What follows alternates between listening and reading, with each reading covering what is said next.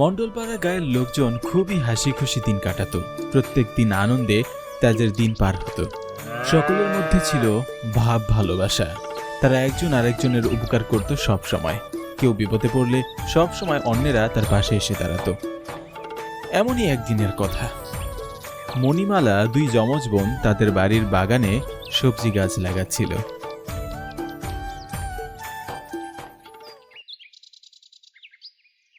এই মরিচ গাছটা লাগাবো, দেখবি এই গাছটা বড় হলে অনেক মরিচ হবে।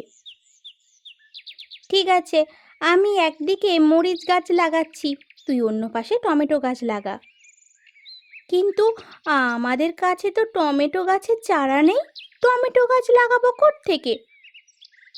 ঠিকভাবে দেখ, দুটো টমেটো গাছের চারা আছে, আমি পাশের বাড়ি থেকে আসার সময় নিয়ে এসেছি। হ্যাঁ, এই তো পেয়েছি। ঠিক আছে, এই দুটোকে আমি লাগিয়ে দিচ্ছি। মণি, মালা, কোথায় গেলি রে? মণিমালা, কি রে, তোরা কোথায়? বাড়ির পেছনের বাগানে চলে এসো বৌদি, আমরা এখানেই আছি।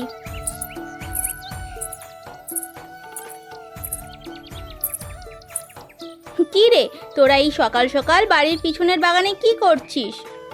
গাছ লাগাচ্ছি, নতুন নতুন সবজি গাছ। বাবা, তোদের বাগানটা তো বেশ সবজিতে ভরপুর হয়ে গেছে রে।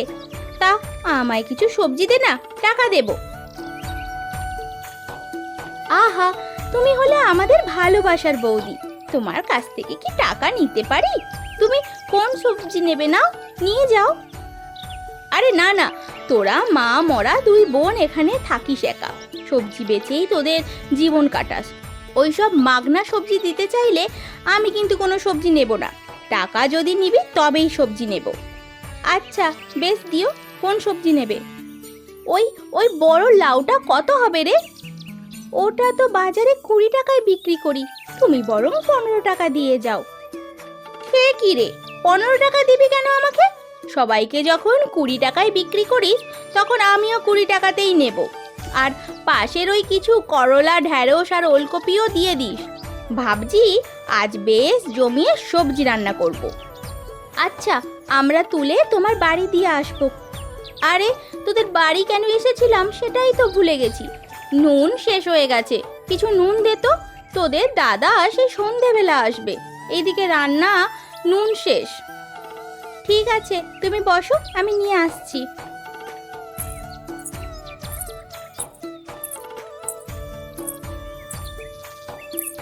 ওই তো মালা নুন নিয়ে চলে এসেছে, নাও।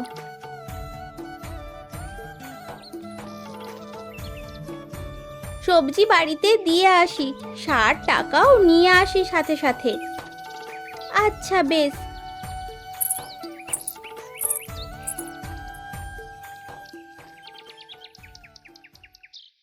বিজয় আর তার মাও সেই গায়ে বসবাস করত। সকাল সকাল বিজয় আর তার মায়ের মধ্যে বেশ কথা কাটাকাটি চলছে। তুমি কেন বুঝতে চাইছো না মা? আমি চাইলেও এই বিপদ কাটাতে পারবো না। হেরে যাওয়ার আগে একবার চেষ্টা করবি তো তুই? কম চেষ্টা তো করলাম না, এবার হয়তো আমাদের সত্যি সত্যি পথে বসতে হবে। তুমি দেখে নিও। তোর বাবা যখন বেঁচে ছিল তখন কিন্তু এইভাবে কখনো হার মানেনি, তাই তোকে হার মানা শোভা পায় না। তোকে এই বিপদ কাটাতেই হবে। কিন্তু অত টাকা আমি কোত্থেকে পাবো? একবার চেষ্টা করে দেখ। তুই এক কাজ কর, আজ বাইরে গিয়ে একটু খোঁজ খবর নিয়ে আয় দেখি, যদি কারোর অনেক মাছের দরকার হয়, হতেই তো পারে কোনো বাড়ির কোনো অনুষ্ঠান হবে, সেখানে গিয়ে অনেক মাছ দিয়ে আসলে তারা অনেক টাকা দেবে। এতদিন তো কত কষ্টই করলাম, সবই তো বৃথা গেল। এখন আর এমন কি হবে এই এক মাসে? বৃষ্টির দিন শুরু হয়ে গেছে, চারপাশে জল বাড়ছে, আবার আস্তে আস্তে অনেক মাছ ধরা পড়বে নিশ্চয়ই। তুই তুই হাল ছাড়িস না। আচ্ছা ঠিক আছে, তোমার কথা আমি শেষবারের মতন শুনছি। চেষ্টা করে দেখি কোনো কিছু করতে পারি কিনা। আমি বরং বিকেলে একবার বেরিয়ে গিয়ে দেখি।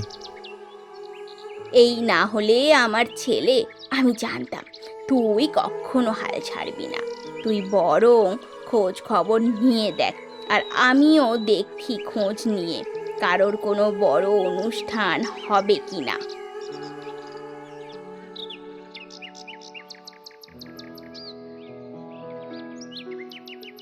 সেই গায়ে দিয়ে একমাত্র মুদির দোকানদার শ্যামল নিজের দোকানে বসে আছে। কিছুক্ষণ পর রবি শ্যামলের দোকানে আসলো।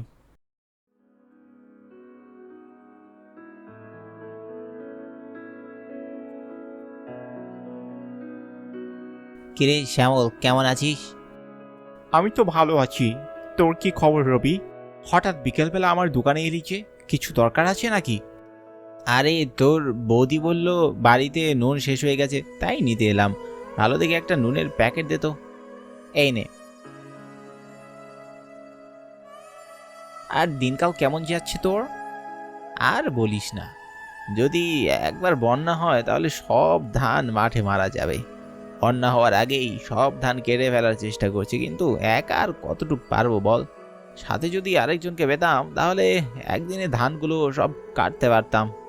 যে হারে বৃষ্টি বাড়ছে তাতে কিছুদিনের মধ্যে ভারী বন্যা হতে পারে। তা তোর দিনকাল কেমন যাচ্ছে? দিনকাল ভালোই যাচ্ছে। একা মানুষ যা কামাই করি তাতেই দিন চলে যায় আরামে। এর চেয়ে বেশি কিছু আর দরকার হয় না। দোকান বন্ধ করবি কখন? সন্ধ্যা তো প্রায় হয়ে এলো। এখনই করব। চল দোকান বন্ধ করে দুই বন্ধু একসাথে বাড়ি ফিরি। হ্যাঁ বেশ, চল। বহুদিন পর এভাবে একসাথে বাড়ি ফিরছি, কি বল? তা ঠিক বলেছিস, তবে বৃষ্টি বাড়ছে বলে মনে হচ্ছে।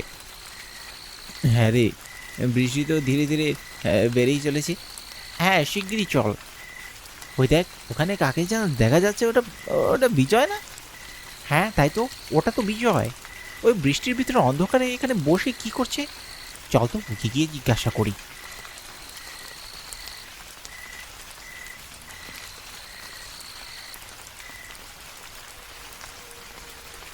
কিরে বিজয়, তুই এখানে বসে কি করছিস বৃষ্টির ভিতর?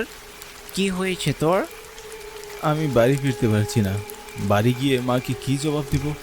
আমি যে আর কোনোভাবে কুলি উঠতে পারছি না। কেন রে, কি কি হলো আবার? বাবা মারা যাবার আগে অনেক টাকা ধার করে গেছে, যেসব টাকা আমাকে এই 1 মাসের ভিতরেই ফেরত দিতে হবে। কিন্তু আমার কাছে এতগুলো টাকা নেই।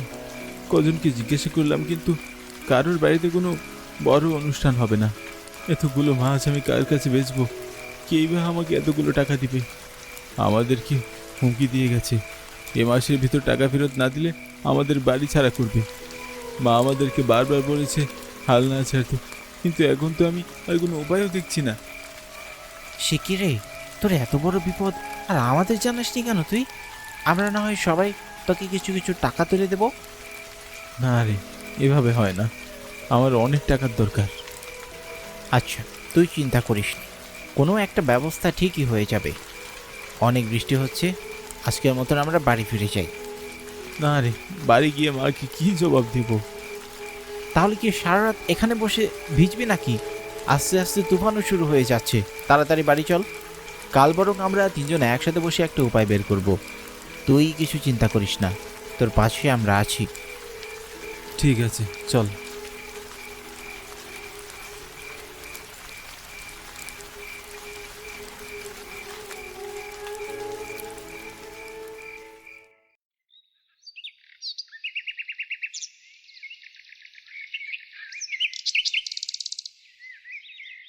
গতকাল মা আমাকে বহুবার জিজ্ঞাসা করেছিল, কিন্তু আমি কোনো উত্তর দিতে পারিনি। আমি নিজেও তো বেশ বিপদে পড়ে আছি রে। বর্ষা শুরু হয়ে যাচ্ছে, অথচ ধানগুলো একা একা কেটে উঠাতে পারছি না। একা মানুষ কিভাবে এত তাড়াতাড়ি সব কাজ শেষ করব তাই বুঝতে পারছি না। সময় মতন ধান না কাটা শেষ হলে ধানগুলো সব বন্যায় ভেসে নষ্ট হয়ে যাবে। ওই তো শ্যামল এসে গেছে।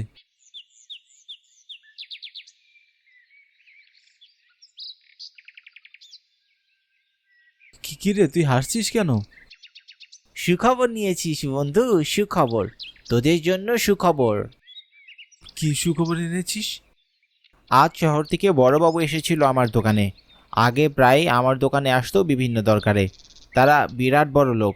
2-3 মাসের সব সদাই একসাথে কিনে নিয়ে যায়, আর একসাথে টাকাও দিয়ে যায়। আজ আবার এসেছিল সে। আবারও অনেক জিনিসপত্র নিয়ে গেছে বুঝি। সে এসে আমায় বলল এ মাসে 15 তারিখে নাকি তার বড় ছেলের বিয়ে। বিশাল ধুমধাম করে বিয়ে হবে, হাজার হাজার মানুষ খেতে আসবে। তার নাকি সব কিছু দরকার, এই যেমন ধর মাছ, ভাতের জন্য অনেক চাল, সবজি, মশলা, নানান রকমের আয়োজনের জিনিসপত্র।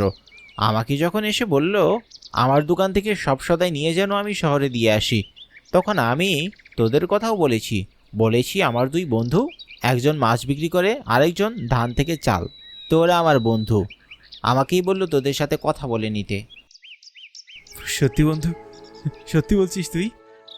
হ্যাঁ রে, আমাকে তোদের জন্য টাকাও দিয়ে গেছে অ্যাডভান্স।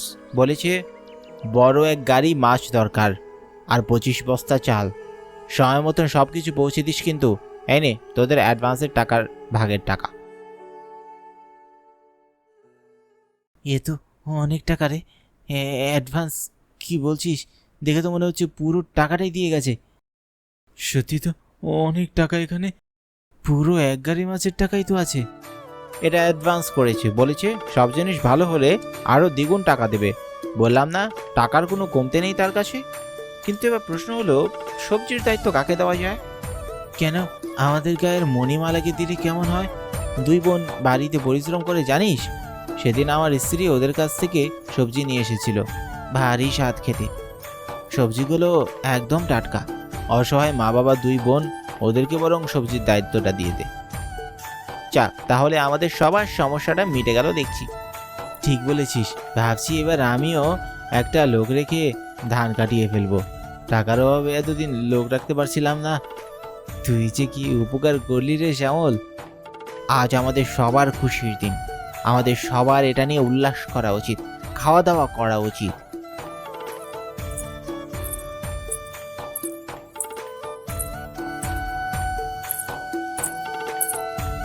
ঠিক আছে, রান্না বান্নার দায়িত্ব আমি নিলাম, সমস্ত সবজি দেওয়ার দায়িত্ব আমি নিলাম।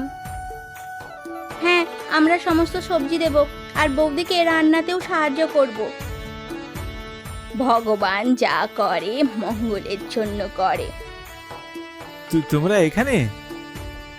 আমরা তোমাদের সব কথাই দূর থেকে শুনেছি। এত খুশির খবর, আমাদের তাই একটা পিকনিক করা উচিত। কি বলো সবাই? হ্যাঁ হ্যাঁ হ্যাঁ, ঠিক ঠিক ঠিক ঠিক। বেশ, তাহলে তো 15 তারিখে আমাদের সবার কাজ শেষ হওয়ার পর 20 তারিখে আমরা সবাই পিকনিক করব। সবাই রাজি তো? হ্যাঁ রাজি রাজি। হ্যাঁ হ্যাঁ, আমিও রাজি। হ্যাঁ, সে পিকনিকে সমস্ত মাছের দায়িত্ব কিন্তু আমার। বাদ বাকি সব সদাইয়ের দায়িত্ব আমার। সব চালের দায়িত্ব আমি নিলাম। আর সমস্ত সবজির দায়িত্ব আমরা নিলাম। তাহলে তো বেশ ভালোই হয়। এরপর সবাই একসাথে মিলে নদীর ধারে বড় গাছের নিচে বসে একসাথে পিকনিক করলো।